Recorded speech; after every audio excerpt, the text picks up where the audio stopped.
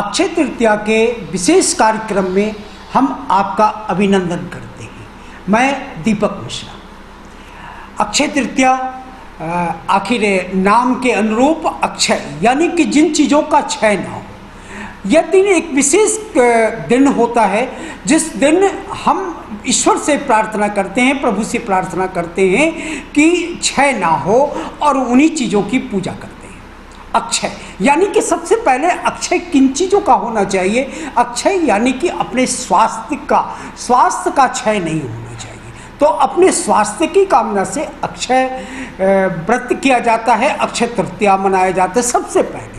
लेकिन अक्षय तृतीया मनाया कब जाता है, इन बातों पर थोड़ा सा जिक्र करेंगे कि वैशाख मास के शुक्ल पक्ष की तृतीया तिथि गुरु की तिथि है और इस वर्ष यह तृतीया तिथि रविवार को पड़ रहा है। रविवार यानी कि 26 अप्रैल 2020 को यह तिथि है और 2026 अप्रैल को रविवार पड़ता है। अगर हम कुंडली के हिसाब से देखें, अगर गणनाओं के हिसाब से देखें तो एक विशेष योग इस दिन पड़ रहा है। वह है कि वृषभ राशि में शुक्र और चंद्रमा, जो शुक्र सुख का कारक होता है, वह सुख का कारक अपने चंद्रमा के साथ बैठा हुआ है। बड़ा इंटरेस्टिंग यह सवाल है कि शुक्र का कारक चंद्रमा और मन का कारक माफ कीजिएगा, सुख का कारक शुक्र और मन का कारक चंद्रमा दोनों साथ बैठकर क्या गुल खिला रहे, और भी वृषभ लग्न में, यानी कि वृषभ राशि में। वृषभ राशि में जब ये बैठते हैं, शुक्र का घर होता है वृषभ राशि, और शुक्र अपने घर में बैठे। कहते हैं कि राजा यानी कि दैत्यों के राजा हों चाहे देवताओं के राजा गुरु हैं, जब अपने घर में बैठते तो सुख की कमी करते, लेकिन वहाँ पर चंद्रमा आ गया। तो शुक्र और चंद्रमा का जो ये संयोग है, यह अक्षय बनाने के लिए अपने जीवन में महालक्ष्मी का कृपा बनाने के लिए एक महत्वपूर्ण संयोग है। कहते हैं कि अक्षय तृतीया के दिन कोई संयोग नहीं देखा जाता, कोई मुहूर्त नहीं देखे जाते, हमेशा वह शुभ होता है और ये शुभता के लिए पूरा दिन इस दिन शुभ है। तो अक्षय तृतीया में आखिर क्या करें जो शुक्र और चंद्रमा जो ये संयोग बना है, तो यह हमारे जीवन में सुख प्राप्त हो।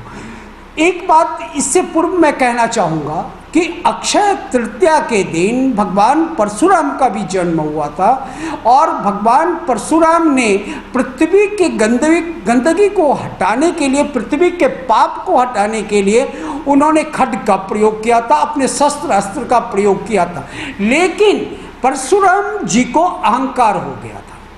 बाद में परशुराम जी को अहंकार हो गया कि उन्होंने अपने बल पर, अपने नैतिकता के बल पर उन्होंने पृथ्वी को पाप से मुक्त किया है। अहंकार मनुष्य के जीवन के हर चीज़ों को खा जाता है, सफलता को खा जाता है। तो भगवान परशुराम ईश्वर के, भगवान विष्णु के अंशावतार होने के बावजूद भी जब भगवान राम का जन्म हुआ और जनकपुर में सीता का स्वयंवर हो रहा था, तो उस समय बड़े गुस्से में परशुराम जी पहुँचे और भगवान राम से पूछे कि इस शिव का धनुष को किसने तोड़ा है। तो बड़े प्यार से भगवान श्री राम ने कहा कि नाथ शंभु धनु भंग निहारा, हो यहूँ केहू एक दास तुम्हारा। यानी कि विनम्रता पर अहंकार हावी हो गया और बाद में भगवान राम को भगवान परशुराम पहचान कर और भगवान राम से वंदन किए और कहे कि मेरे अहंकार का नाश कीजिए प्रभु, आप तो राम हैं और मैं तो परशुराम हूँ, आप अहंकार का नाश कीजिए। तो विनम्रता में इतनी ताकत होती है कि हम अपने अहंकार का नाश कर देता है। तो अक्षय तृतीया के दिन एक संकल्प ले कि अपने ऊपर हम अहंकार को नहीं आने दें। सबसे पहले अहंकार बुद्धि का नाश करता है, अहंकार लोगों को आगे बढ़ने से रोक देता है, अहंकार सफलताओं को रोक देता है। और फिर हम यह बताएंगे कि अक्षय तृतीया या कोरोना महामारी के कारण लॉकडाउन है। लॉकडाउन में कोई बाहर नहीं निकल सकते, खरीदारी नहीं कर सकते, सोना चांदी नहीं मिलेंगे, बैंकों में सोना आप बैंकों से भी सोना नहीं खरीद सकते। तो ऐसी स्थिति में आखिर क्या करें जिससे कि अक्षय तृतीया का व्रत आपका सफल हो और आपके घर में धन धान्य की कोई कमी ना हो, और धन्य धान्य की कमी भी ना हो, और साथ में हमारे भारत की भी अर्थव्यवस्था, हमारी धरा की जो ये अर्थव्यवस्था है उस पर भी हम जीत हासिल करें। इसलिए हम अक्षय तृतीया के दिन क्या करें इसके बारे में बताना चाहेंगे। सबसे पहले अगर संभव हो सके तो पीपल का पत्ता कहीं से ले आइए और पीपल के पत्ते पर आप लाल रोड़ी से या चंदन से श्रृंग लिख दीजिए। श्रृंग, स्र दीर्घी अनुस्वार, श्रृंग लिख दीजिए और उस पीपल के पत्ते को स्वच्छ करके श्रृंग श्रृंग श्रृंग का जाप करते हुए उसे आप धन के स्थान पर, सोना चांदी के स्थान पर, आभूषणों के स्थान पर आप रख दीजिए। देखिएगा आपका धन उत्तरोत्तर बढ़ता जाएगा और अर्थव्यवस्था जरूर अभी हमारे देश की खराब है, बहुत लोग परेशान हैं, लेकिन आने वाला समय हमारा उन्नत होगा और यह श्रृंग का प्रयोग करके देखिए। दूसरी बात, अगर पीपल का पत्ता ना मिले तो क्या करेंगे? तो बस अपने घर में, अपने मन में, अपनी भावनाओं से श्रृंग का जाप कीजिए। श्रृंग श्रृंग श्रृंग, और 5 बार कम से कम श्रृंग का जाप कीजिए। भगवान को दीपक दिखाइए, दीप जलाइए और निश्चित आपका कल्याण होगा।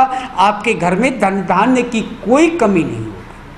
तीसरी बात, अगर ये सब नहीं कर सकते, अगर आपके घर में आप तुलसी का पौधा है, कहते हैं कि तुलसी महालक्ष्मी स्वरूपा होती है और शालिग्राम भगवान तुलसी के नीचे रहते हैं, यानी कि भगवान विष्णु तुलसी में निवास, तुलसी के साथ रहते हैं, महालक्ष्मी का रूप है।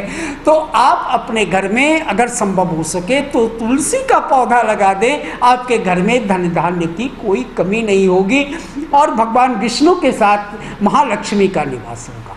अगर यह भी ना हो सके तो आप अपने घर में श्री सूक्त और पुरुष सूक्त का पाठ करें। अगर श्री सूक्त अवेलेबल हो आपके घर में तो श्री सूक्त में 16 ऋचाएँ होती है और पुरुष सूक्त में 16 ऋचाएँ, 16 यानी कि 32 ऋचा, दो ऋचाएँ, श्री सूक्त के 2 ऋचा, फिर पुरुष सूक्त के 2 ऋचा, श्री सूक्त के 2 ऋचा, पुरुष सूक्त के 2 ऋचा, 32 ऋचाओं का अगर आप पाठ एक साथ करते हैं तो महालक्ष्मी के साथ भगवान विष्णु की कृपा आप पर बनी रहेगी और पूरा वर्ष में देखिएगा एक चमत्कार तो जरूर होगा। अक्षय तृतीया के पूजन से चमत्कार होता है, यह चमत्कार, और ऐसे भी हमारा देश चमत्कारों का देश है। हमारे देश में ऐसे छोटे छोटे उपाय होते हैं और जिसके कारण हम चमत्कार हमारे देश में होता रहा है, चमत्कारों का देश है हमारे देश में। आप एक बार इन सारे उपाय को करके देखिए,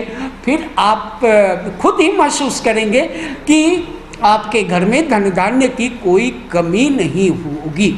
और सबसे बड़ी बात, एक मंत्र मैं कहूँगा, अगर कुछ ना हो सके, क्योंकि महालक्ष्मी बिना हरि के साथ नहीं आ सकती, तो ध्यान से इस मंत्र को सुनिए कि महालक्ष्मी नमस्तुभ्यम नमस्तुभ्यम सुरेश्वरी हरि प्रिय नमस्तुभ्यम नमस्तुभ्यम दयानिधे, और दयानिधि है। और भक्ति भाव से महालक्ष्मी को आवाहन कीजिए। महालक्ष्मी अपने 18 पुत्रों के साथ, आनंद के साथ, सौभाग्य के साथ, यश लक्ष्मी के साथ, अष्ट लक्ष्मी के साथ आपके घर में आएंगी और आपके घर में अक्षय भंडार बना रहेगा। आपके घर में सौभाग्य होगा, आपके घर में आरोग्यता होगी, आप यशस्वी होंगे, आपके घर में किसी भी प्रकार की कोई दिक्कतें नहीं होगी। और एक बार मन से आप भक्ति भाव से महालक्ष्मी का आवाहन करें अक्षय तृतीया के दिन, निश्चित आपके घर में कल्याण, अपने सभी कल्याणकारी चीज़ों के साथ कल्याण देवता भी आएंगे। और एक बात जो सबसे मैं आपको बताना चाहता हूँ कि महालक्ष्मी के आवाहन करते समय आप तुलसी की पूजा अवश्य करें। तुलसी जहाँ है वहाँ लक्ष्मी का निवास होता है।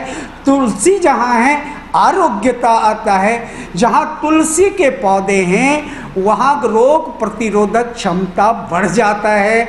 और अक्षय तृतीया को अगर कुछ भी खरीदारी ना कर सकें, कुछ भी ना कर सकें, तो एक उपाय और करें। आप उस दिन दान का महत्व है। आप स्नान के जल को गंगा, यमुना, सरस्वती सभी जल मानकर आप पहले स्नान करें। और अगर संभव हो सके जो बहुत ही आवश्यक अपने घर के आसपास के जो आपके नज़दीक के लोग हैं, जो बहुत ही आपके पहले, उन्हें अगर वो अनाज नहीं खरीद पा रहे हैं तो उन तक आप अनाज पहुंचाएं, उन्हें भोजन कराएं और उनका आशीर्वाद लें। इस कोरोना महामारी के संकट में सबसे पहले अपने लोग जो विपत्ति में हैं, उन विपत्ति के नाश के लिए अगर आप उनको भोजन कराएंगे तो ऐसे तो हमारा देश बहुत आगे बढ़ने वाला है और हमारे देश में बहुत सारे उद्योग धंधे लगने वाले हैं। हमारे देश की अर्थव्यवस्था 2022 के बाद बहुत सुधर जाएगा। लेकिन हम अपने देश के लिए हम कामना करें, उन लोगों का साथ दें, क्योंकि हर मानव महत्वपूर्ण है। हर मानव को अक्षय बनना है। हर मानव को जो है मनोबल बढ़ाना है। हर मानव का आत्मसम्मान बढ़ाना है। और अक्षय तृतीया की, इस वर्ष की अक्षय तृतीया की यही हम लोगों को प्रेरणा लेनी चाहिए कि हम हर मानव को अक्षय बना लें, हर मानव में आनंद भर दें, हर मानव में मनोबल भर दें। और हर आदमी जब मनोबल से युक्त होगा तो हम एक बड़ा सा आनंद का चैन बनाएंगे, आनंद का हम एक संचार करेंगे। इन्हीं आनंद के साथ हम अक्षय तृतीया की बहुत सारी शुभकामनाएं आपको देते हैं और बहुत अच्छे से आप रहें और भक्ति के साथ अक्षय तृतीया मनाएं, क्योंकि भक्ति जहाँ आती है वहाँ जो लोग भक्ति करने वाले होते हैं वो जवान हो जाते हैं, तारुण्य हो जाते हैं। और तारुण्य जब आता है तो आनंद आता है, और आनंद जब आता है तो ज्ञान आता है, और ज्ञान जब आता है तो लोगों में वैराग्यता होती है। फिर कुछ अपना नहीं होता, सब कुछ वो पूरी धरा का होता है, पूरी सृष्टि का होता है, पूरी सृजन का होता है। इन्हीं शुभकामनाओं के साथ दीपक मिश्रा को आज्ञा दें और हमसे आपसे विनती है, प्रार्थना है कि अक्षय तृतीया को बहुत अच्छे से मनाएं, आनंद से रहें और प्रार्थना करते रहें। महालक्ष्मी नमस्तुभ्यम, नमस्तुभ्यम सुरेश्वरी, हरिप्रिये नमस्तुभ्यम, नमस्तुभ्यम दयानिधे। नमस्कार, प्रणाम।